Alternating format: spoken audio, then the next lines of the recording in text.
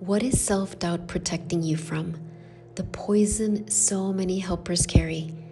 By me, Lisa Espinosa, spiritual career coach for helpers.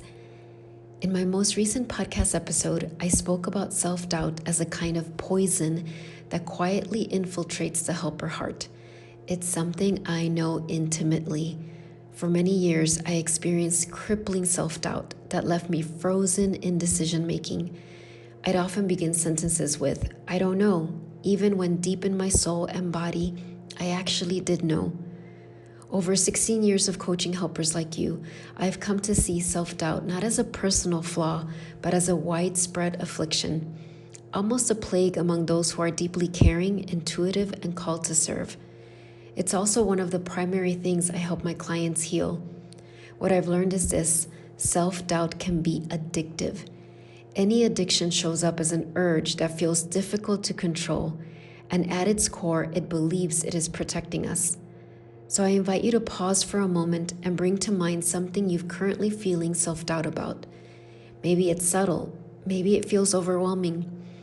Perhaps you feel called to teach or lead, but doubt what to teach, where to share it, or whether anyone will listen.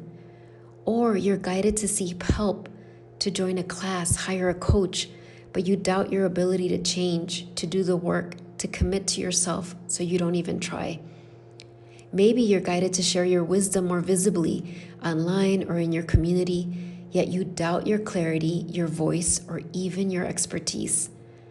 Or maybe you know it's time to end something, a job, a relationship, an old way of serving, but you find yourself looping in the question, is this the right decision?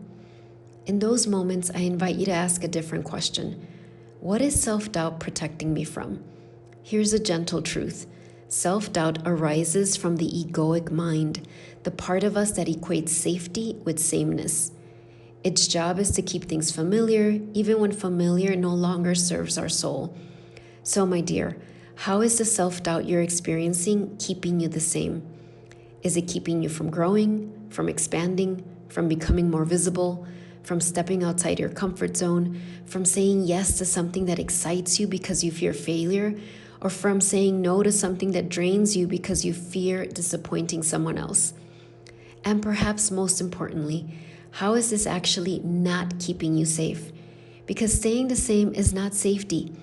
It may feel comfortable in the short term, but over time it becomes a quiet erosion of your true self, a slow leak of your life force, your vitality, your light, and ultimately your power. Because the opposite of self-doubt is not certainty. It's sovereignty, presence, embodied empowerment. And this version of you is needed now. It's the version you've been preparing for, often without even realizing it. The one that's ready to emerge, not through force, but through alignment. The time is here. The time is now. If this resonates, I warmly invite you to join my first masterclass of the year, a new year, a new way to serve, the shift you've been preparing for.